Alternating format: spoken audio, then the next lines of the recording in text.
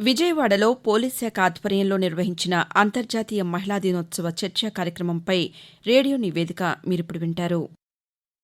మహిళల సాధికారతను తెలిపే విధంగా అంతర్జాతీయంగా మహిళా దినోత్సవాన్ని మార్చి 8వ తేదీన జరుపుకుంటారు.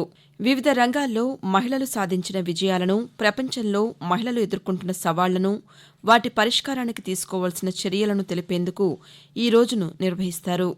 లింగ సమానత్వం గురించి అవగాహన కల్పిస్తూ, మహిళా సాధికారతకు మద్దతునిస్తూ ప్రతి ఏటా అంతర్జాతీయ మహిళా దినోత్సవాన్ని నిర్వహిస్తున్నారు.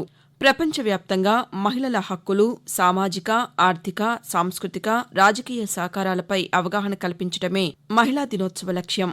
మహిళల సాధికారత చొరవలను గుర్తించి వాటిని విస్తృతంగా, వేగంగా అమలు చేయాలనే ఉద్దేశాన్ని ఈ కార్యక్రమం తెలియజేస్తుంది. అలాగే అన్ని రంగాల్లో లింగ సమానత్వాన్ని ముందుకు తీసుకువెళ్లడం, మహిళలకు ప్రాధాన్యం కల్పించడంపై ఈ రోజున అవగాహన కల్పిస్తారు. మహిళా దినోత్సవాన్ని పురస్కరించుకుని ఆంధ్రప్రదేశ్లో మార్చి 1వ తేదీ నుంచి 8వ తేదీ వరకు రాష్ట్ర ప్రభుత్వం మహిళా సాధికారత వారోత్సవాలను నిర్వహించింది. ఇందులో భాగంగా అంతర్జాతీయ మహిళా దినోత్సవాన్ని పురస్కరించుకుని మార్చి 7వ తేదీన ఆంధ్రప్రదేశ్ పోలీస్ శాఖ ఆధ్వర్యంలో విజయవాడ తుమ్మలపల్లి వారి క్షేత్రయ్య కళాక్షేత్రంలో అదృశ్య అవరోధాలను ఛేదించటం, మహిళల నాయకత్వం, సవాళ్లు మరియు పురోగమించే మార్గం అనే అంశంపై రాష్ట్ర స్థాయి ప్యానెల్ డిస్కషన్ను నిర్వహించారు. ఈ అంశంపై మహిళలు నాయకత్వ స్థాయికి ఎదగటంలో ఎదుర్కొనే సవాళ్లు, అవరోధాలు, వివక్షలను అధిగమించే మార్గాల గురించి పలువురు వక్తలు తమ అభిప్రాయాలు వ్యక్తం చేశారు. ఈ సమావేశంలో రాష్ట్ర హోంశాఖ మంత్రి వంగలపూడి అనిత, రాష్ట్ర బీసీ సంక్షేమ శాఖ మంత్రి ఎస్ సవితలతో సహా విజయవాడ నగర పోలీస్ కమిషనర్ ఎస్వి రాజశేఖర్ బాబుతో పాటు వివిధ రంగాలకు చెందిన మహిళా ప్రతినిధులు, ఇతర పోలీసు అధికారులు పాల్గొన్నారు. ఈ సందర్భంగా హోంశాఖ మంత్రి వంగలపూడి అనిత మాట్లాడుతూ, ప్రతి ఒక్క మహిళకి మహిళా దినోత్సవ శుభాకాంక్షలు తెలియజేశారు. మంచి కార్యక్రమం ఏర్పాటు చేశారని పోలీస్ కమిషనర్ ఎస్వి రాజశేఖర్ బాబును అభినందించారు. కూలీ పనులు చేసుకునే వారి నుంచి పెద్ద ఉద్యోగాలు చేసే ప్రతి మహిళ గొప్పవారేనని అన్నారు. మంత్రిగా ఈ స్థాయిలో ఉండటానికి తన తండ్రి ఎంతో ప్రేరణగా నిలిచారని అన్నారు. అనేక సవాళ్లను ఎదుర్కొని ఈ స్థాయికి వచ్చానని పేర్కొన్నారు.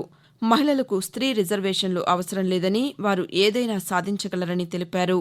చిన్నప్పటి నుంచి లింగ వివక్ష చూపించకుండా ఆడపిల్లలను, మగపిల్లలను సమానంగా పెంచాలని తెలియజేశారు. రాష్ట్రంలో మహిళల కోసం పలు అవగాహన కార్యక్రమాలు నిర్వహిస్తున్నట్లు మంత్రి తెలిపారు.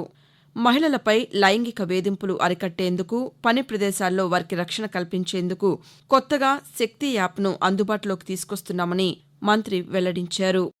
మహిళలు అన్ని రంగాల్లోనూ కూడా ముందుండాలి, ధైర్యంగా ఎదుర్కోవాలి, సమస్యను చూసి భయపడిపోకుండా సమస్యను ఎలా ఎదుర్కోవాలి అన్న కాన్సెప్ట్తో కనుక ముందుకెళ్తే ఏ మహిళ కూడా ఓటమి అనేది ఉండదు. బీసీ సంక్షేమ శాఖ మంత్రి ఎస్ సవిత మాట్లాడుతూ, మహిళా సాధికారత సామాజిక పురోగతి మాత్రమే కాదని, ఆర్థిక వృద్ధికి కీలకమని చెప్పారు. మహిళా సాధికారతకు కట్టుబడి ఉన్నామని అన్నారు.